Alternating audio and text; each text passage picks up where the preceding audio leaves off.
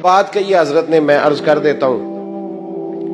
मुहद्दिस इब्न जौज़ी रहमतुल्लाह अलैह एक बुजुर्ग के बारे में फरमाते हैं, वो कहते हैं कि घर में कोई काम कराना था, काम होते हैं ना छोटे मोटे घर में, तो फरमाते हैं मैं मजदूर लेने गया बगदाद में।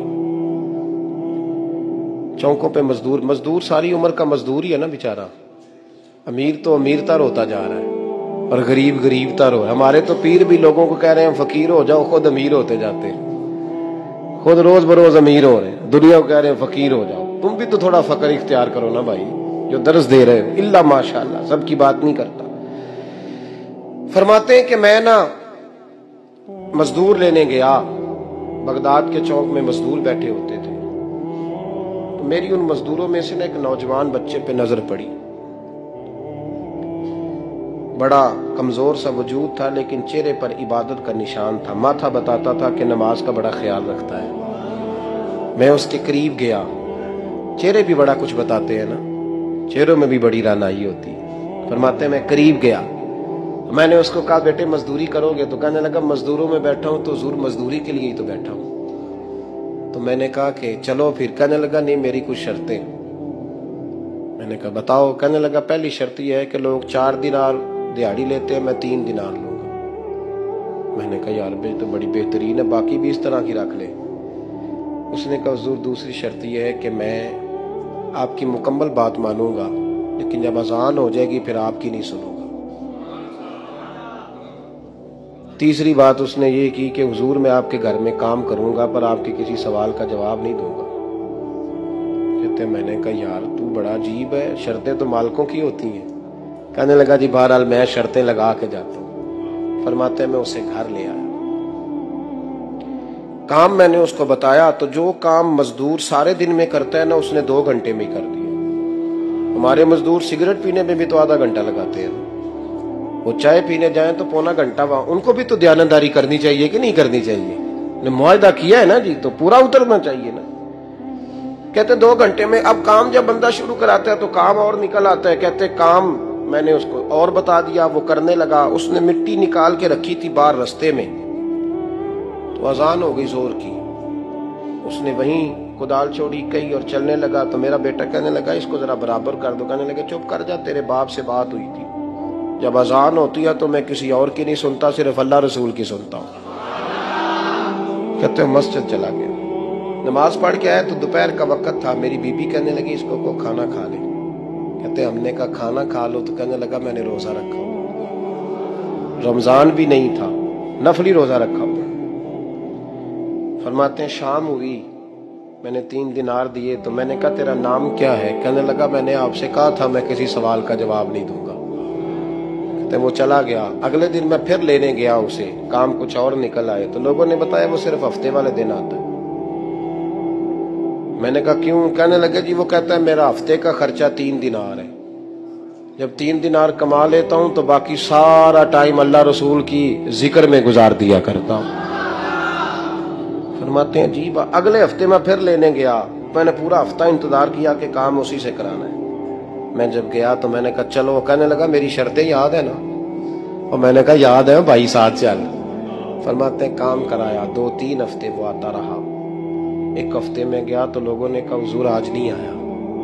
क्यों? कहने लगे बीमार हो गए। कहाँ घर है? कहने लगे बगदाद के कब्रिस्तान के पीछे जो कच्ची आबादी है उसमें रहता है। फरमाते मैं गया, दरवाजे पे दस्तक दी तो कहने लगा हुजूर आप हैं? दरवाजा खुला है, आ जाइए। फरमाते मैं अंदर गया तो मैंने कहा तुम्हें कैसे पता चला मैं आया हूँ? कहने लगा हुजूर अल्लाह वाले हो, आप नहीं आना था, वरना अमीर तो गरीबों का पता लेने कोई नहीं आते। कहते मैं करीब गया तो कहने लगा मैं आपका इंतजार कर रहा था, तेज बुखार है, तप रहा। जेब से कुछ पैसे निकाले, कहने लगा ये पैसे रखने। एक अंगूठी निकाली, कहने लगा हुजूर आज रात को मेरा इंतकाल हो जाएगा, इन पैसों का कफन खरीद के सुबह जनाजा पढ़ के मुझे दफन कर देना, और जब दफन करो तो ये अंगूठी लेके असर के बाद हारून रशीद के पास जाना। आप उसे कहना मैंने मिलना है, पर वो आपको टाइम नहीं देगा।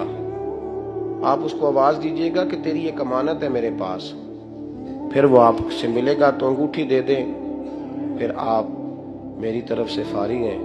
हजरत फरमाने लगे तेरा नाम और कहने लगा हुजूर वक्त थोड़ा है,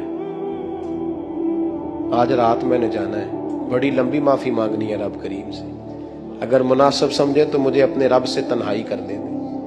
फरमाते हैं मैं आ गया, पर उसकी बातों ने मुझे सारी रात सोने नहीं दिया। फरमाते सुबह बड़ी मुश्किल से सूरज निकला, मैं गया, दरवाजे पे हाथ रखा तो दरवाजा खुला हुआ था। अंदर दाखिल हुआ तो खुशबुएं मेरा इस्तकबाल कर रही थी। जब चेहरे से कपड़ा हटाया तो उसका तो इंतकाल हो चुका ऐसे जैसे किसी का दीदार करके सोया। कहते मैं तो 2 आदमी ले गया था जनाजे पे, पर पता नहीं दुनिया किधर किधर से आई, कहां कहां से। अखा जदों मीटियां जमाना मैनू रोवेगा, अपना ते अपना बेगाना मैनू रोवेगा। फरमाते हैं मैं तो 2 बंदे ले गया था, पर पता नहीं मखलूक कहां कहां से आई। जनाजा पड़ा, दफन किया। हारून रशीद के पास में असर के बाद गया, मैंने बुलाना चाहा पर बादशाह था, मेरी तरफ देखा ही नहीं। मैंने उसको कहा तेरी एक अमानत मेरे पास है। फरमाते हैं मुझे कोने पे ले गया, क्या बात है, कमरे में बुलाया, मैंने अंगूठी दी। हारून रशीद तो चीखे मारने लगा, कहने लगा अंगूठी वाला कहाँ है? मैंने कहा वो तो इंतकाल कर गया। कहने लगा मुझे कब्र पे ले चल। कहते मैं कब्र पे लाया तो वो लेट गया, तड़प के रोने लगा। मैंने कहा मेरा कलेजा फट जाएगा, ना उसने कुछ बताया ना तूने बताया, ये कौन था? तो हारून रशीद कहने लगा ये मेरा बेटा था। मैंने कहा तेरा बेटा और मजदूर?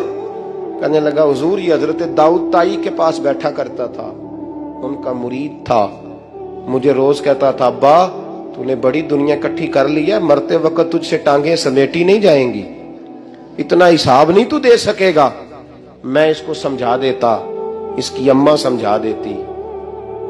ये रोज हमें कहता छोड़ दो, आ जाओ अल्लाह रसूल की बारगाह में झुक जाएं। हम समझ। एक दिन ये चला गया, कहने लगा फिर तुम्हारा रास्ता और है और मेरा रास्ता और है। ये सोने की अंगूठी गलती से इसके पास रह गई, गलती से हीरे की अंगूठी चली गई। कहने लगा देखो मेरे बेटे ने आज वो भी वापस कर दी है। फिर तड़प के कहने लगा हारून रशीद था तो ये मेरा बेटा, पर मेरा मुर्शद निकला, मेरा पीर निकला। भाई जिंदगी तो बड़ी थोड़ी है ना। बाबा साहब ने कहा था उठ फरीदा सुत्या, और दाढ़ी आ गया पूर, अग्गा नेड़े आ गया, पिछा रह गया दूर। उठ फरीदा सुत्या, खलकत वेखन जा, मते कोई मिल जाई बख्शिया ते तू ही बख्शिया जा। उठ फरीदा सुत्या, झाड़ू दे मसीत, तू सुते रब जागदा, तेरी डाडे नाल परीत। मेरा रब हमें भी अपनी बारगाह में कबूल फरमाए।